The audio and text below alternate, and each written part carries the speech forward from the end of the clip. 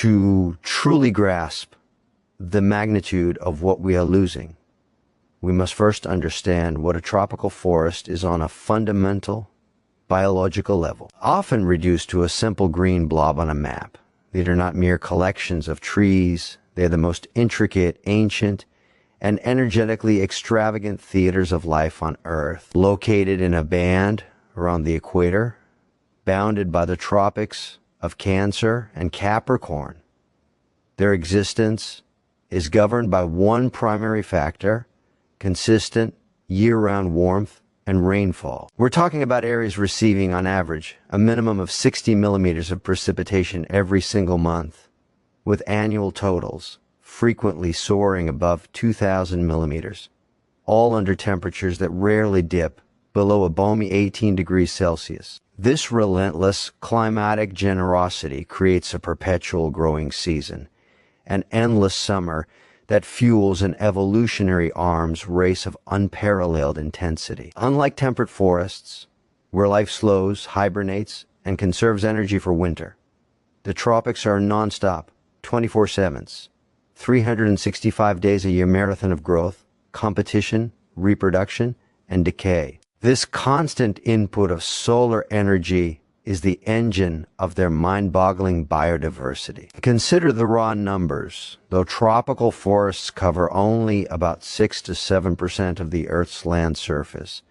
they are estimated to house more than 50% of the planet's terrestrial plant and animal species. A single hectare, just 2.47 acres of Amazonian rainforest, can contain over 750 types of trees and 1,500 species of higher plants. To put that in a global perspective, the entire continent of Europe north of the Alps hosts fewer than 200 native tree species in total.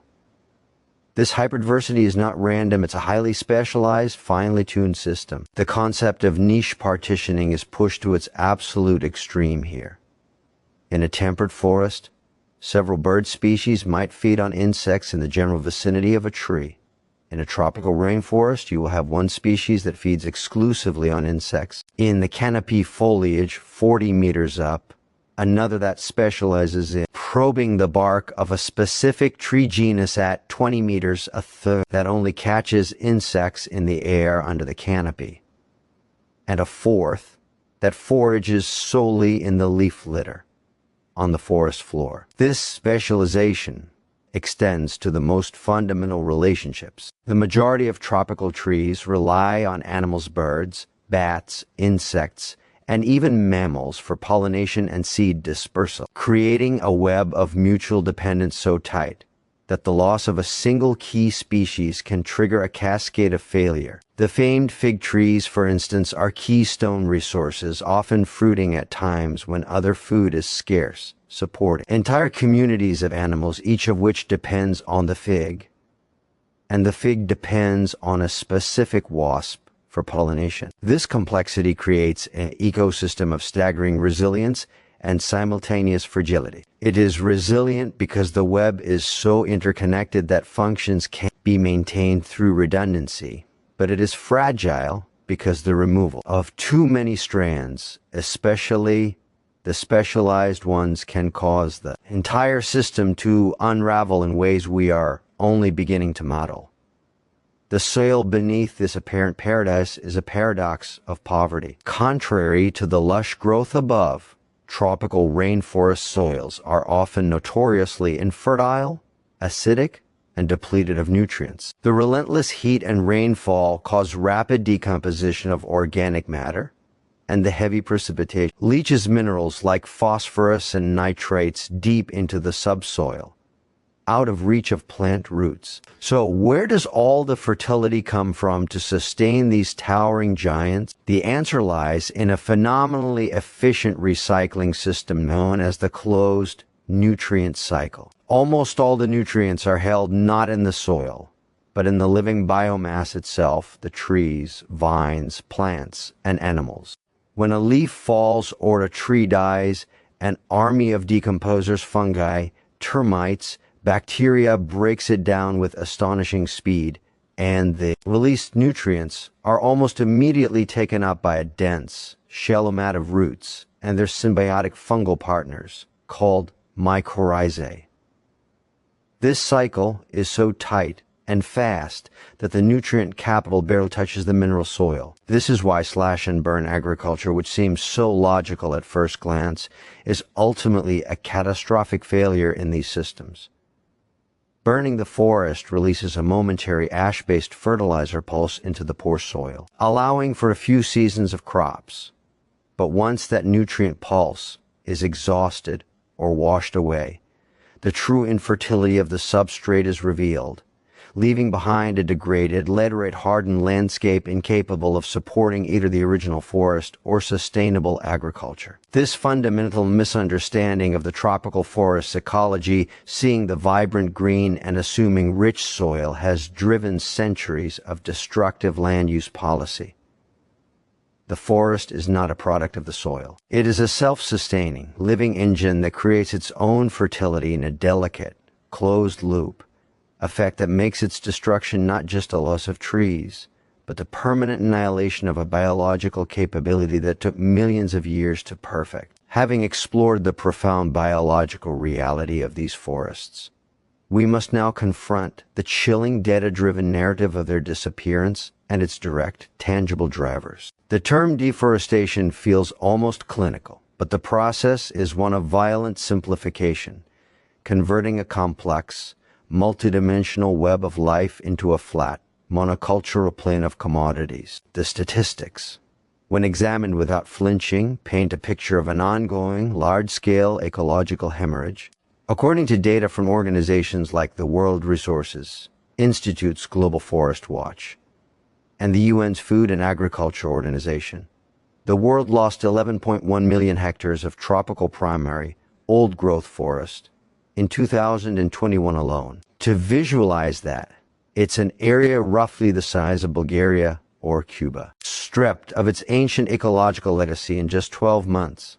Since 2002, the cumulative loss exceeds 160 million hectares. The front lines of this loss are starkly clear: the Amazon basin in South America, the Congo basin in Central Africa, and Southeast Asia, particularly Indonesia and Malaysia. The causes are not monolithic, but a synergistic combination of immediate drivers and underlying economic forces. The largest direct cause, accounting for over 80% of deforestation globally, is agriculture. However, this breaks down into two distinct, yet often linked, categories: commercial, large-scale agriculture, and subsistence, or small-scale farming. The leading culprit, particularly in South America, is the expansion of pastureland for beef cattle. Brazil, home to the largest share of the Amazon, is also the world's largest exporter of beef. The pattern is brutally efficient. Forests are cleared, often by fire, the timber is harvested or burned, and the land is converted to grass for grazing. This is closely followed by the cultivation of animal feed, primarily soybeans. While a significant portion of soy is used for products like oil, a massive and growing percentage is destined for livestock troughs around the world, creating an indirect but powerful link between tropical deforestation and the global demand for cheap meat. In Southeast Asia, the dominant driver has been, and continues to be, the expansion of oil palm plantations. Palm oil is an extraordinarily efficient crop, yielding more oil per hectare than any alternative, and it is found in a staggering array of products, from processed foods and cosmetics to biofuels. The economic incentive for converting forest to palm is immense, leading to widespread clearing, often on carbon-rich peatland forests whose drainage and burning release catastrophic amounts of stored carbon. Beyond these big two, other agricultural drivers include plantations for rubber, coffee, and cocoa, as well as smaller-scale shifting. Cultivation. The second major direct driver is logging.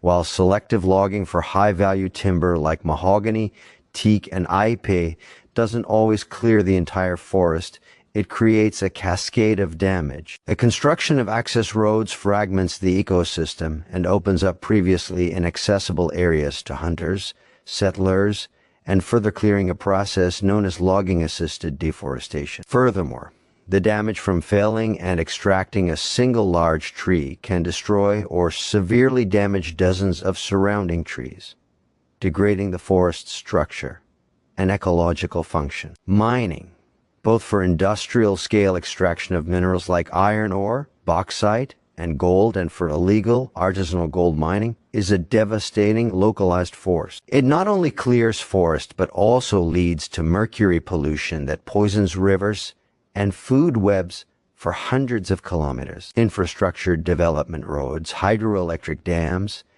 and expanding urban areas acts as both a direct remover of forest and a permanent catalyst for further incursion. Underpinning all these immediate drivers are deeper systemic forces, global market demands, weak forest governance and land tenure systems, corruption, and policies that prioritize short-term economic gain over long-term sustainability.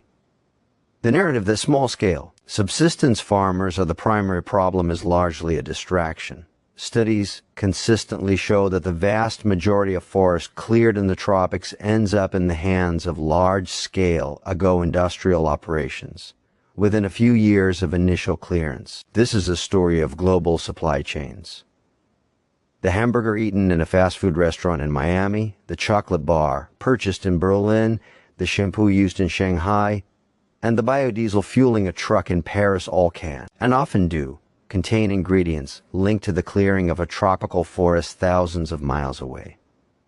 Our daily consumption choices are, unwittingly for most, voting for the continued conversion of these ecosystems.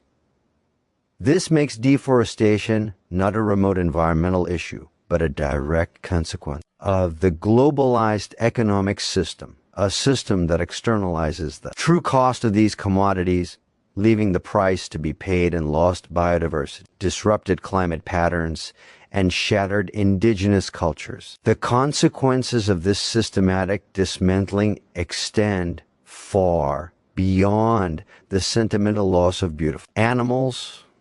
They strike at the very pillars that support human civilization on a planetary scale. The first and most globally significant is climate change. Tropical forests are not just collections of trees, they are massive, dynamic carbon banks. Through photosynthesis, they absorb carbon dioxide from the atmosphere and store it in their wood, leaves, roots, and the surrounding soil. A mature tropical forest stores more carbon per unit area than any other terrestrial ecosystem on Earth. Scientists estimate that the world's tropical forests hold over 250 billion tons of carbon. In their trees alone, that's equivalent to about 90 years of global fossil fuel emissions at current rates. When a forest is burned or cleared, this carbon is released back into the atmosphere as CO2, accelerating the greenhouse effect. But deforestation's climate impact is twofold. It is a major source of new emissions, and it destroys the planet's most powerful active sink for removing existing carbon. The numbers are staggering. Deforestation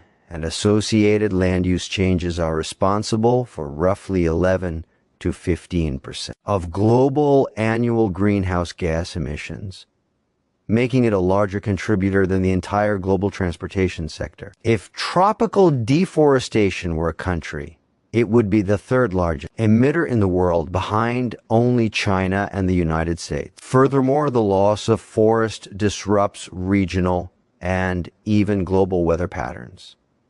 Forests act as giant water pumps. Through a process called transpiration, trees release water vapor into the atmosphere, which contributes to cloud formation and rainfall. The Amazon, for example, generates approximately half of its own rainfall through this moisture recycling. As forests shrink, this pump weakens, leading to reduced precipitation, longer dry seasons, and increased susceptibility to droughts and fires, creating a vicious, self-reinforcing cycle of degradation. The second colossal consequence is the loss of biodiversity, which is an existential crisis in its own right.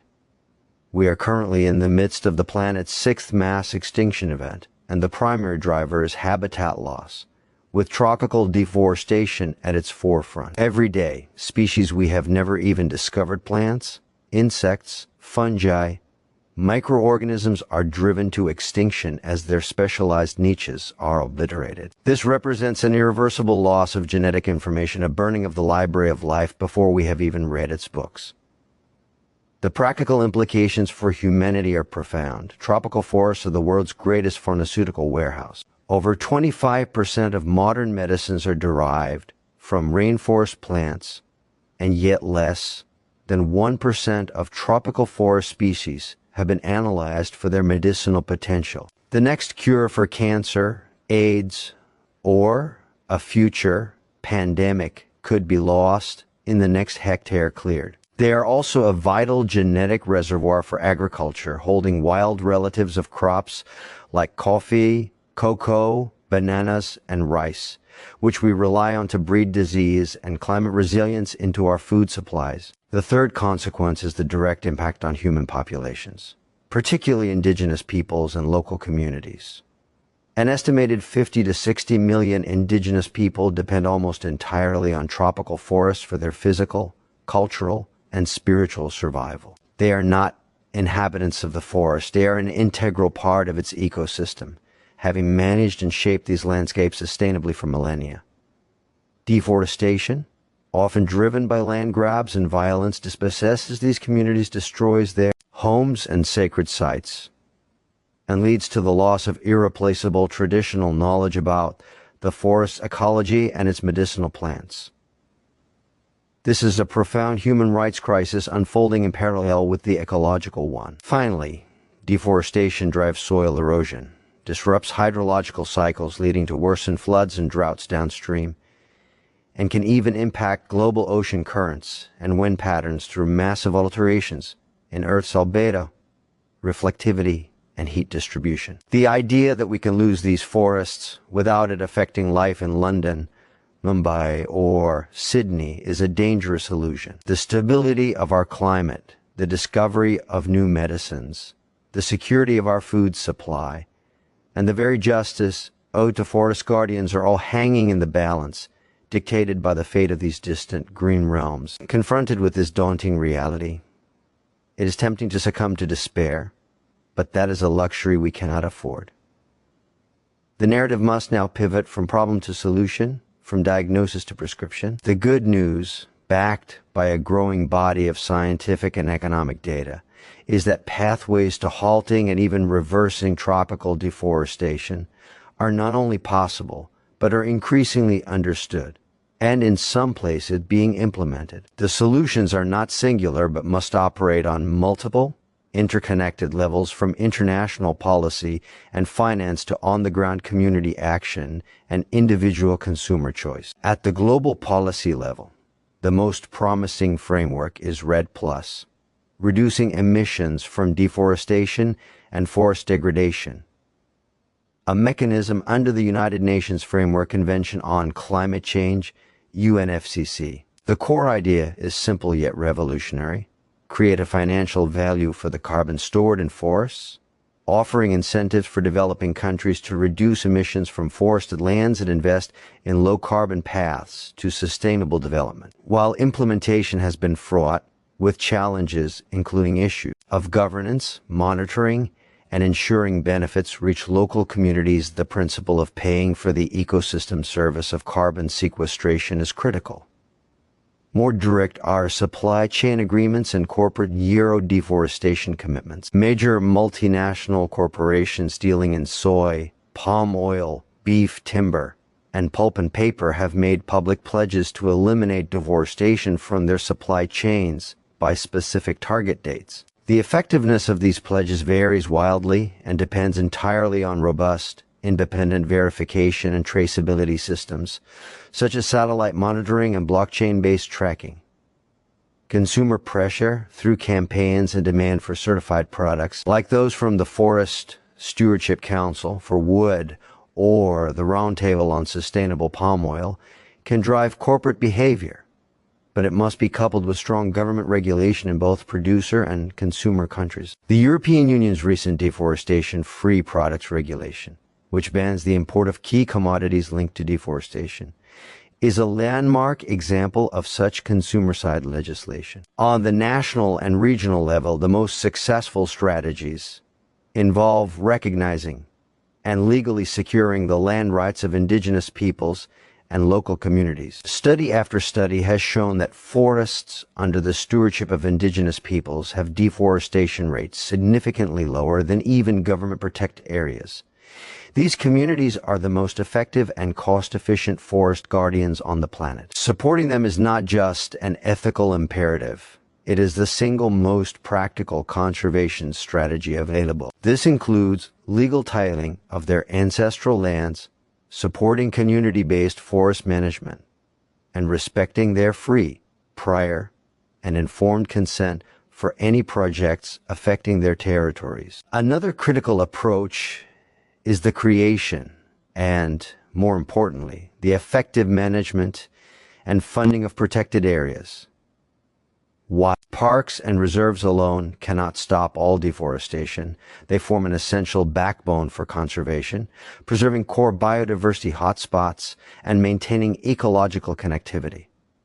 Technological innovation is a powerful new ally. Satellite monitoring platforms like Global Forest Watch provide near real-time, high-resolution data on forest loss, enabling governments, NGOs, and journalists to detect illegal clearing as it happens and hold perpetrators accountable. Acoustic monitoring, drone surveys, and AI-powered image analysis are revolutionizing our ability to understand and protect these vast landscapes. Finally, there is a growing recognition of the need for sustainable economic alternatives that provide livelihoods without destroying the forest.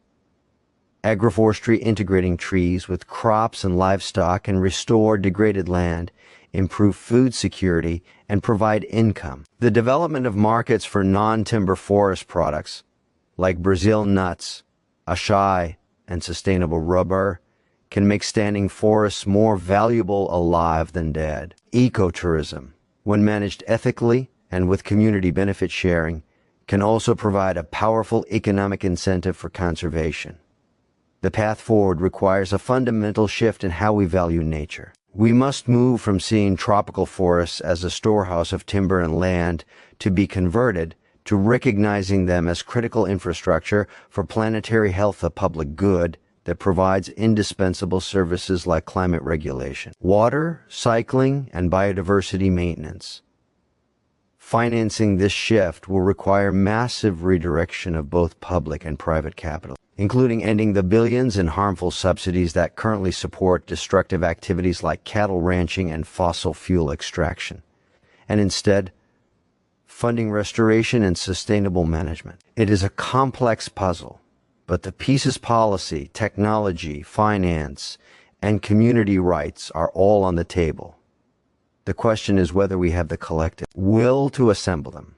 As we reach the end of this 5,000-word exploration, the scope of the challenge is undeniable, but so is the clarity of the path forward. We began with a shocking hook. The visceral image of a forest disappearing by the second, and journey through the intricate biology that makes these ecosystems miracles of nature, the hard data of their alarming decline, the cascading global consequences of their loss, and the multifaceted toolkit of solutions at our disposal. This is not a story with a predetermined end. It is a story in which the next chapter is being written right now, by governments, by corporations, by communities, and critically, by you. The information you now possess is not meant to be a burden of guilt, but a toolkit of empowerment. You are no longer a passive observer of a distant tragedy. You are an informed global citizen with agency. The interconnectedness we have detailed means that your actions, however small they may seem, resonate within this global system. So, what does this empowered action look like in practice? First, become a conscious consumer. Use your purchasing power as a vote. Look for and demand products with credible certifications like FSC for wood and paper, RSPO for palm oil, or Rainforest Alliance for coffee and cocoa. Reduce your consumption of red meat, as the cattle industry is the single largest driver of deforestation. Be aware of hidden ingredients. Palm oil is in roughly half of all packaged supermarket products, from pizza dough to lipstick. Download apps that can help you scan products and choose deforestation-free brands. Your shopping cart is a powerful political tool. Second, use your voice as a citizen and advocate. Support non-governmental organizations that are on the front lines, combining scientific research, legal action, and community support. Donate to them if you can, as their work is chronically underfunded compared to the economic forces they oppose. But beyond donations, amplify their messages. Share credible information, documentaries, and campaigns on your social media. Write to your political representatives and demand they support strong legislation like the EU's deforestation law, and push for similar, even stronger, laws in your own country. Demand that your pension fund or bank divests from companies linked to deforestation. We live in an age where public pressure can move corporate and government mountains. Third, educate yourself and others continuously. The situation is dynamic, with new data, policies, and successes emerging. Follow reputable sources of environmental journalism and science. Understand the nuances. Not all palm oil is evil. Boycotts can hurt smallholder farmers who are trying to do it right. The goal is to support sustainability, not to collapse industries that millions depend on. Support indigenous rights organizations and center their voices, as they hold the key to the most effective conservation model we have. Finally, and perhaps most importantly, shift your mindset from one of helplessness to one of determined, persistent engagement. The fight to save tropical forests is a marathon, not a sprint. There will be setbacks, alarming new deforestation data, political rollbacks, corporate greenwashing. But there are also victories: legal wins for indigenous territories, new protected areas declared, corporations changing practices due to consumer pressure, and vast areas of forest being successfully restored. Your role is to stay engaged through both. This is the ultimate call to action. Do not let this video end here, with you simply being better informed. Let it be the catalyst that changes how you interact with the world. Start today. Pick one action from the list above and do it. Then pick another next week. Embed this consciousness into your daily life. The tropical forest, with its kaleidoscope of birds, its whispering canopy, and its silent, world-stabilizing work, does not have a voice in our boardrooms, parliaments, or supermarkets. It needs you to be that voice. It needs you to be the translator of its value, the amplifier of its crisis, and the defender of its future. The arc of this story bends toward justice and sustainability only when enough people decide to bend it. You now have the knowledge. You understand the stakes, which are nothing less than the stability of our climate and the richness of our planet's life. You have seen that solutions exist and that they work. The only missing ingredient is widespread, unwavering, informed action. So I am asking you personally to become part of that action. Subscribe to this channel for more deep dives into the mechanics of our planet, because understanding is the first step to defending. Hit the bell icon so you don't miss the follow-up videos where we'll break down specific solutions, profile conservation heroes, and track the progress of these critical battles. But more than that, in the comments below, tell me one specific action you commit to taking after watching this. Will it be changing a buying habit, contacting a representative, or supporting a specific organization? Let's build a community of informed advocates right here. Share this video with at least one person who needs to see it. The journey of 1,000 miles begins with a single step, and the restoration of our planet begins with a single, informed choice. Make yours now.